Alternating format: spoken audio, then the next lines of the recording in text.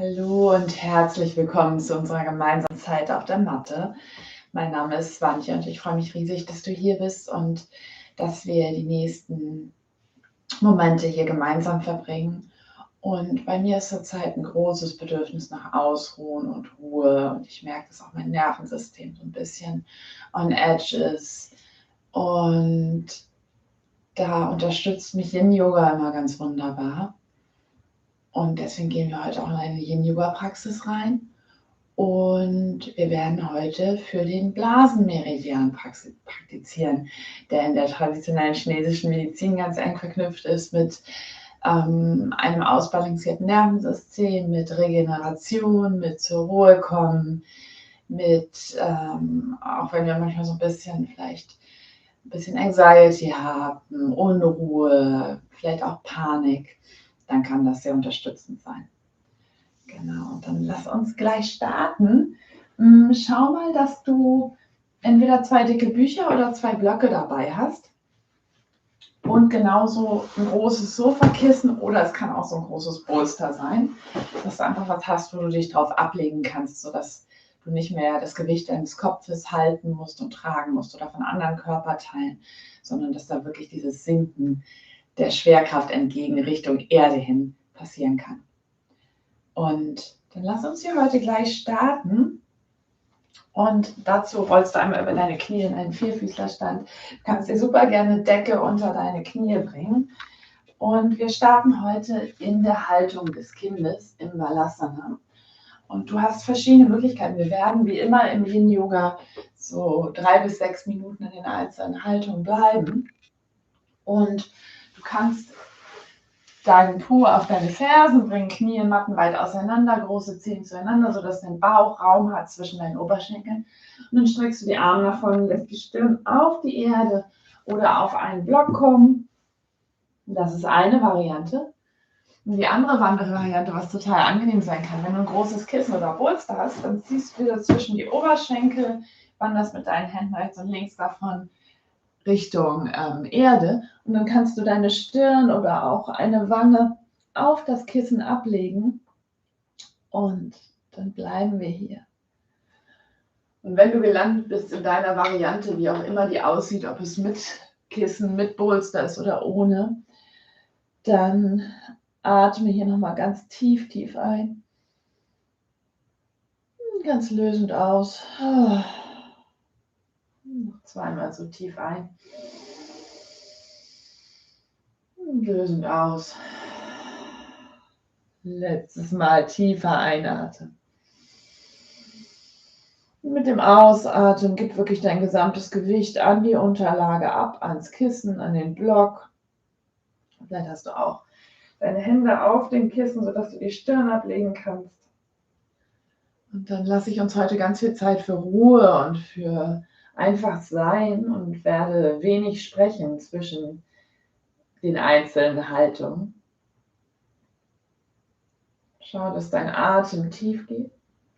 Wenn du merkst, deine Gedanken gehen auf Wanderschaft, dann bring deine Aufmerksamkeit immer wieder zurück zu deinem Atem als Fokus oder auch zu den Empfindungen, zu den Wahrnehmungen, die in deinem Körper sind.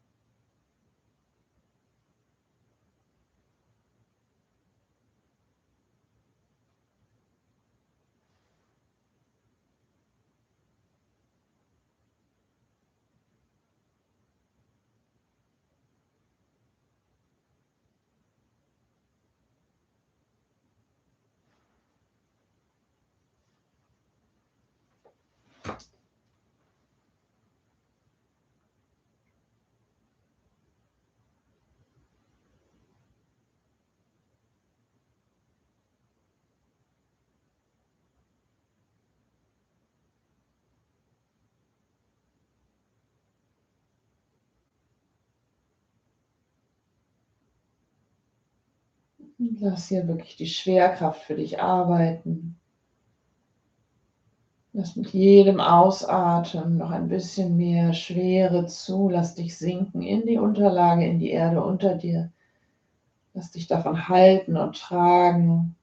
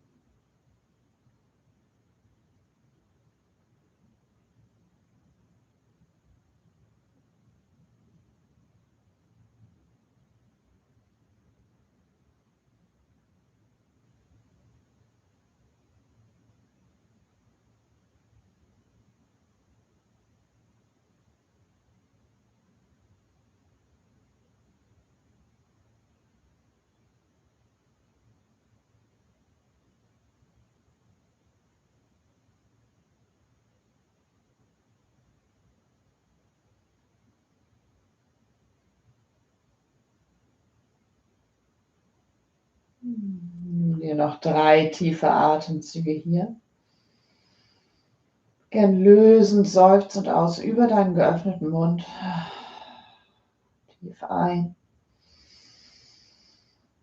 Lösend aus. Letztes Mal tief ein. Und ganz lösend aus. Und wenn sie da noch nicht sind, bring deine Handflächen wieder in die Erde. Und ganz, ganz langsam, wirklich Millimeter für Millimeter, wanderst du mit deinen Händen näher zu deinen Knien, sodass du dich langsam aufrichten kannst. Schiebst das Kissen gerne ein bisschen nach vorne, bringst die Knie zusammen, landest für einen Moment für die Integration hier in einen Fersensitz. Nimmst wahr, vielleicht mit geschlossenen Augen, vielleicht die Augen weich Richtung Erde gerichtet, den Blick. Der Blasenmeridian läuft auf der Rückseite unseres Körpers lang. Eigentlich ein bisschen auf Vorderseite von der Stirn, der Kopfkrone, den Hinterkopf hinab, über den Hals, den Nacken, Schulterblätter, neben deiner Wirbelsäule lang.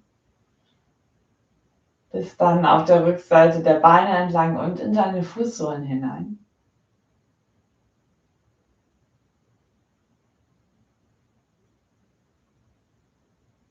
Dann atme nochmal tief ein.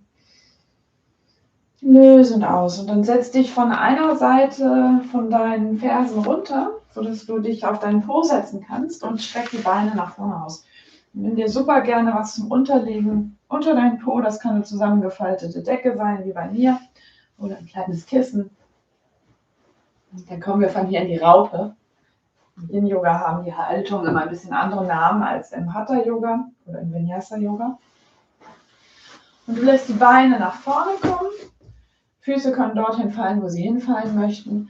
Und du kommst hier in eine Vorwärtsbeuge. Und es kann schön sein, wenn du so ein großes Kissen hast, dass du irgendwas hast, wo du deine Stirn anlegen kannst oder deinen Kopf ablegen kannst. Wenn du kein so ein großes Kissen hast, du kannst ja auch aus deinem Kissen und den Büchern oder Blöcken hier ein Türmchen bauen, sodass du irgendwas hast, wo deine Stirn einen Platz zum Ablegen finden kann. Und dann bleiben wir auch hier wieder. Und das muss auch nicht mit dem Kissen sein. Für mich ist heute die Variante mit Blöcken angenehmer. Dann lässt du deine Hände neben deine Beine in die Erde kommen oder auf deine Beine. Handflächen gern nach oben, sodass du gar nicht in Versuchung kommst, dich irgendwo reinzuziehen. Und dann bleiben wir hier.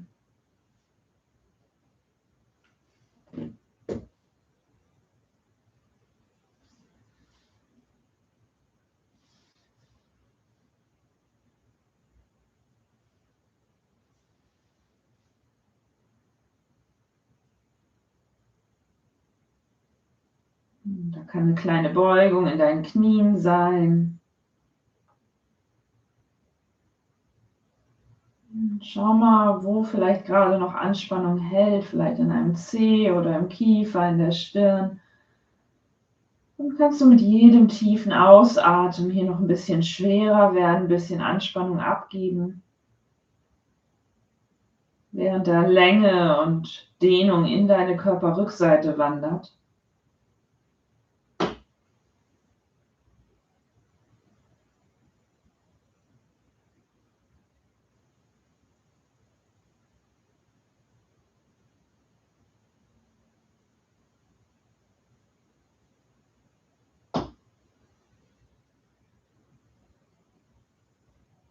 Dieses lange Verweilen in den Haltungen sorgt dafür, dass unsere Muskeln irgendwann ihre Anspannung aufgeben und dass die Dehnung dann wirklich in das Bindegewebe darunter, in die Faszien und darüber wandern kann,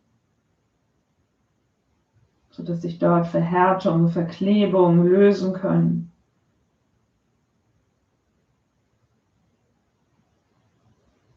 Blockaden, die in diesem Bindegewebe, in dieser Struktur sind.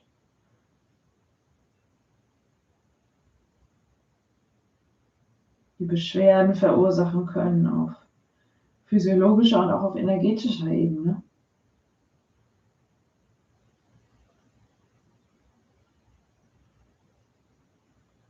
Du bleibst bei deinen tiefen Atemzügen.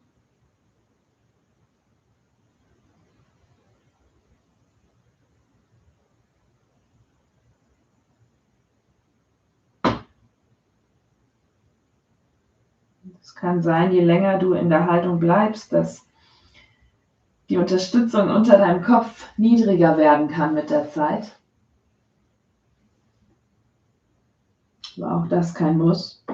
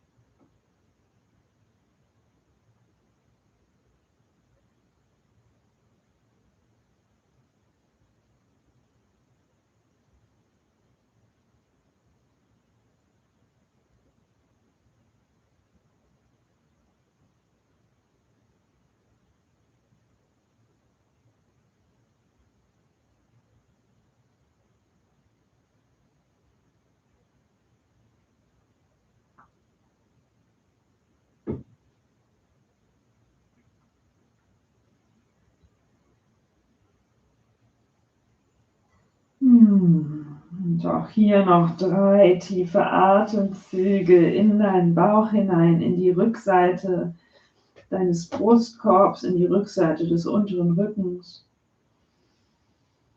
Ja. Tief, tief ein. Lösend aus. Noch einmal tief ein. Lösend aus. Bring zuerst einmal wieder deine Hände in die Erde und ganz, ganz langsam wanderst du mit deinen Händen näher zu deinem Po, beginnst dich langsam hier wieder nach oben zu rollen und aufzurichten. Kommst für einen Moment in diesen aufrechten Sitz, verweilst hier, nimmst wahr, Augen geschlossen oder geöffnet, so wie es gerade stimmig für dich ist, sodass du gut bei dir bleiben kannst, gut im Wahrnehmen, im Fühlen, im Sein.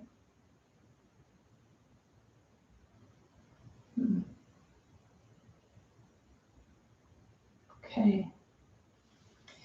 Und dann von hier rutsch mal mit deinem Po in die Mitte deiner Matte. Und du kannst dir noch eine Decke unterlegen. Ich mache das immer ganz gern, weil es mir dann gemütlicher ist.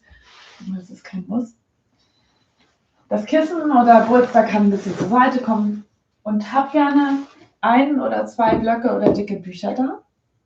Wenn du weißt, du nutzt gerne eine höhere Höhe, manchmal ist es ein bisschen kippelig auf der höchsten Höhe vom Block, dann kann es schöner sein, 2 Blöcke so aufeinander zu legen, dann kippelt das nicht ganz so doll. Genauso mit Büchern.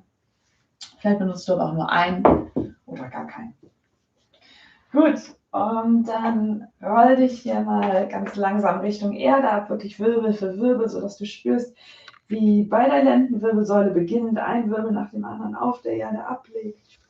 Wenn du angekommen bist, zieh gerne nochmal die Knie zum Brustkorb ran, schunkel ein bisschen von links nach rechts, massier deinen unteren Rücken so ein bisschen. Okay. Und dann stell deine Füße einmal nah hinter deinem Po auf. Hab deinen Block oder deine Blöcke. Und dann nimmst du diesen Block und hebst einmal mit dem Einatmen dein Becken, sodass du den Block unter dein Kreuzbein schieben kannst. Rubbel dich mal zurecht, guck mal, auf welche Höhe der Block oder das Buch kommen möchte. Vielleicht sind es auch 2 Blöcke. Schau, dass sich das angenehm anfühlt, dass es nicht irgendwo drückt oder piekst. Ruckel dich da zurecht. Und wenn du deine Variante gefunden hast, dann bringst du von hier die Knie Richtung Brustkorb, Richtung Decke und streckst die Beine nach oben. Du bringst die Arme rechts und links neben dich, gar nicht so weit auf Schulterhöhe, das finde ich manchmal ein bisschen kippelig, wenn das angenehm ist, macht es natürlich, sondern mehr so, ja, so 30 cm von deinen Hüften vielleicht entfernt, dreh gerne die Handflächen nochmal nach oben Richtung Decke. Und dann sind wir in dieser Seefeder angekommen.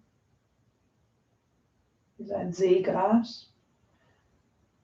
Auch dies ist eine Haltung, die unser Nervensystem mehr in den Entspannungsmodus, in den Regenerations- und Ausruhmodus fährt. Du kannst die Knie beugen, so dass du das Gefühl hast, du musst möglichst wenig Anspannung halten hier. Ich merke gerade, mir sind die 2 Blöcke heute zu hoch. Ich nehme einen wieder weg. Okay. Und dann gibt es hier nichts zu tun. Du kannst die Augen schließen, lässt weiterhin tiefe Atemzüge in deinen Bauch ein- und ausströmen. Lässt die Schwerkraft wirken in umgekehrter Richtung.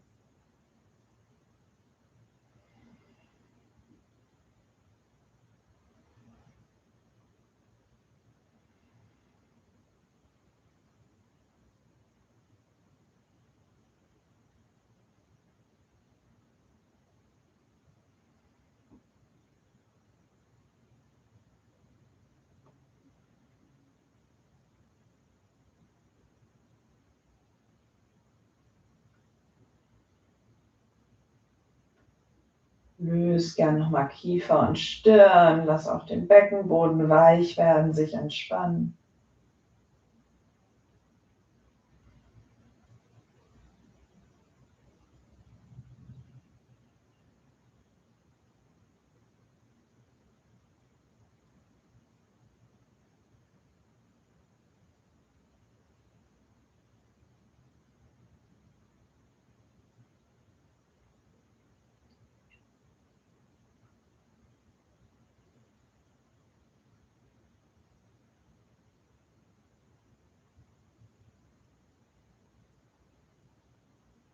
Noch 3 Atemzüge hier in dieser sanften, passiven Umkehrhaltung.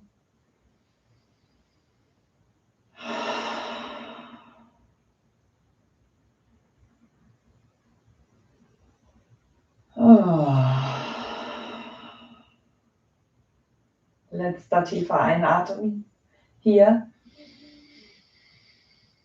Und lösend aus. Und dann bring deine Hände erstmal wieder an deine Unterlage, an den Block, das Buch. Beug langsam die Knie, setz einen Fuß nach dem anderen oder beide gleichzeitig wieder auf der Erde auf. Und dann kannst du hier nochmal schauen, ob du bei dieser Höhe bleiben möchtest. Ich möchte jetzt doch wieder eine Höhe höher. Das heißt, ich packe mir noch einen zweiten Block darauf. Wenn du schaust, was für dich stimmig ist, buckel dich zurecht. Und dann kannst du hier bleiben oder du beginnst langsam die Fersen auf der Matte ausgleiten zu lassen, sodass deine Beine sich auf der Erde strecken. Und wenn du dann noch mehr möchtest, dann kannst du noch deine Arme über deinen Kopf nehmen, sodass die Handrücken in der Erde landen. Dass du wie so eine Brücke, wie ein Ponton hier aufgespannt bist, dass sich deine Körpervorderseite weiten kann. Dort, wo im Oberkörper auch der Nierenmeridian läuft, der Partnermeridian zum Blasenmeridian. Dieses Meridianpaar, was viel zu tun hat mit Furcht und mit Angst und gleichzeitig mit Mut und sich selbst vertrauen. Mit Regeneration, Entspannung. Mit Ausruhen.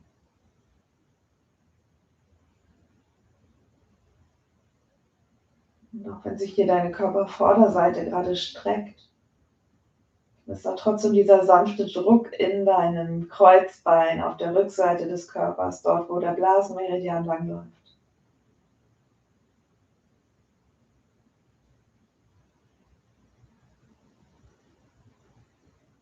Und wenn du merkst, es ist doch zu intensiv mit gestreckten Armen und Beinen, du kannst jederzeit wieder in die Station vorher zurückkommen, dahin zurückfahren und die Füße aufstellen und die Arme neben deine Hüften bringen auf die Erde.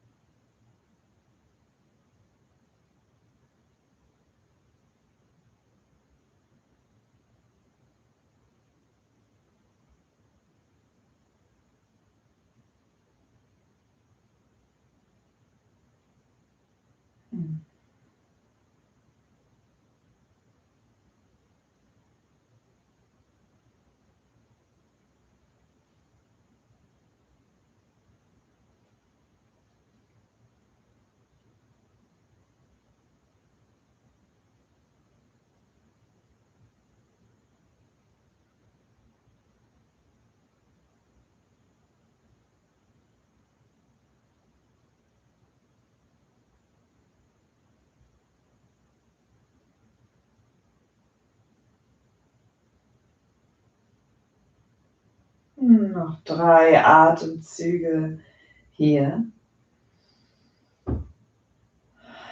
Schau nochmal, ob du ganz tief bis in deinen Bauch, bis in dein Becken, deinen Schoßraum einatmen kannst.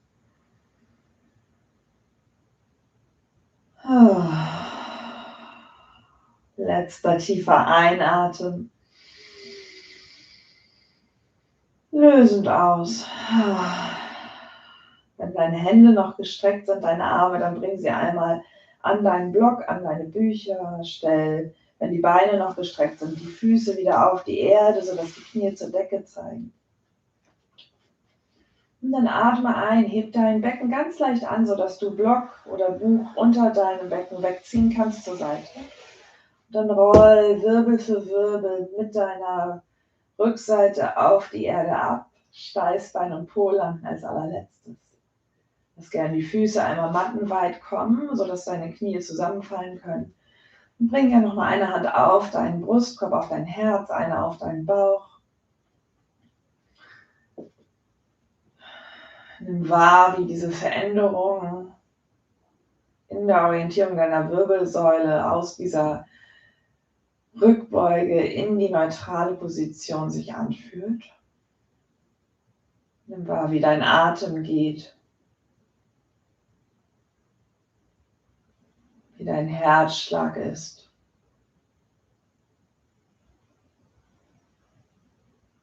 Lass dich hier halten. Lass dich tragen von der Erde unter dir, auf der du mit der Rückseite deines Körpers liegst. Und dann kannst du super gern so bleiben. Vielleicht streckst du auch die Beine aus. Streckst dich aus für ein kurzes Ausruhen im Shavasana. Auf dem Rücken, ganz traditionell, oder auch auf der Seite oder dem Bauch. Schau mal, was du da brauchst. Und ich setze mich auf, um dein Ausruhen mit ein paar Klängen zu begleiten. Aber du bleibst in deiner entspannten Position, wie auch immer die ausschaut. Und da gibt es nichts mehr für dich zu tun. Dies ist der Moment des Ausruhens, des Integrierens, des Nachwirkenlassens von allem, was du erlebt hast in der Praxis.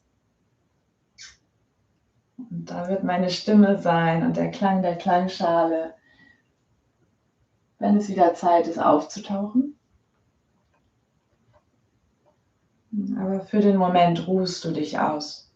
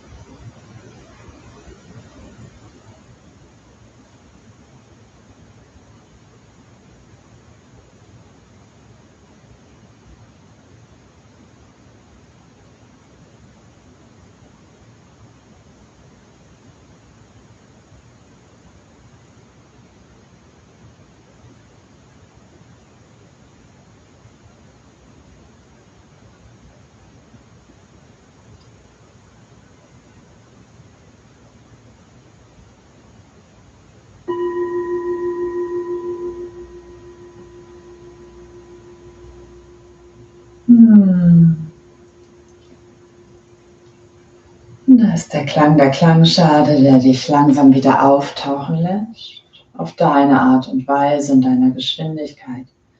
Wenn du noch Zeit hast und es sich gerade richtig stimmig anfühlt, liegen zu bleiben, dann sei herzlich dazu eingeladen. Und ruhe noch weiter aus. Wenn du mit mir weiter wieder in deinen Tag, in deinen Abend starten möchtest oder in den Morgen, je nachdem, wann du jetzt mit mir übst, dann beginn langsam wieder aufzutauchen. Können kleine Bewegungen sein, tiefere Atemzüge, Berührung. Und du landest wieder in deinem Raum, an dem Ort, wo du gerade übst. Auf deiner Matte oder auf der Erde, vielleicht bist du auf dem Teppich oder auf einer anderen Unterlage. Du tauchst wieder auf in deinem Tempo, in deiner Geschwindigkeit. Lässt dir Zeit, keine Eile. In dem Wissen, dass da als nächste gemeinsame Station ein aufrechter Sitz ist, der dich erwartet. Und du hast Zeit, dort anzukommen.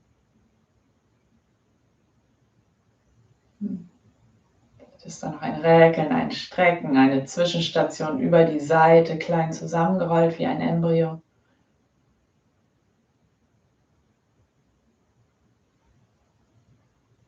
Wenn du mit mir weitergehst, dann lande hier noch einmal in diesem aufrechten Sitz.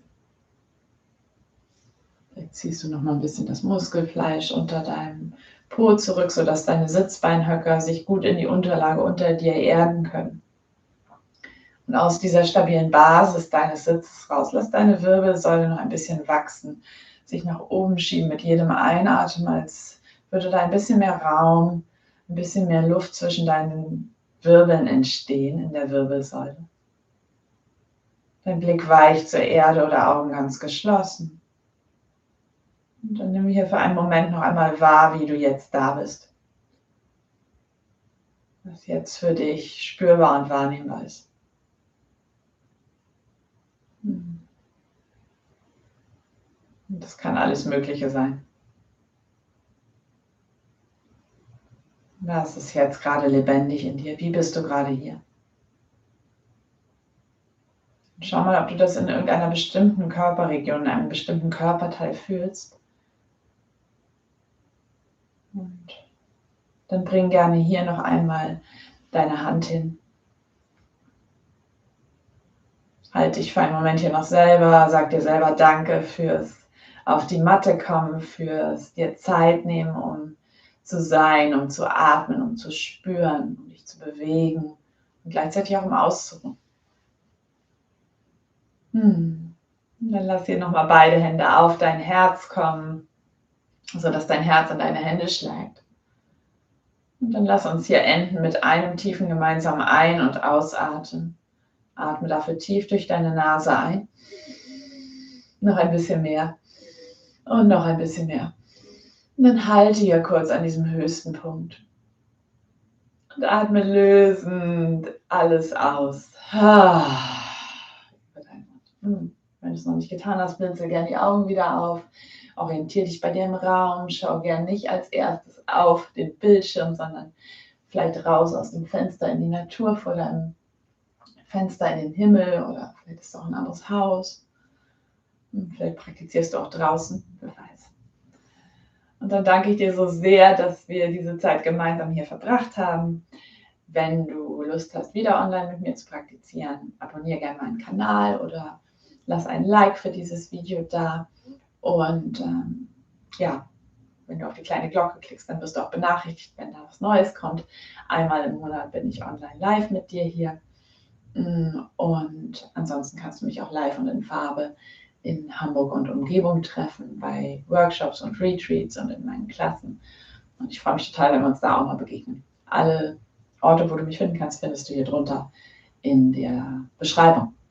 Dann danke ich dir. Habe einen ganz wunderbaren Tag oder Abend oder Morgen und lass es dir gut gehen. Namaste. Danke, danke, danke.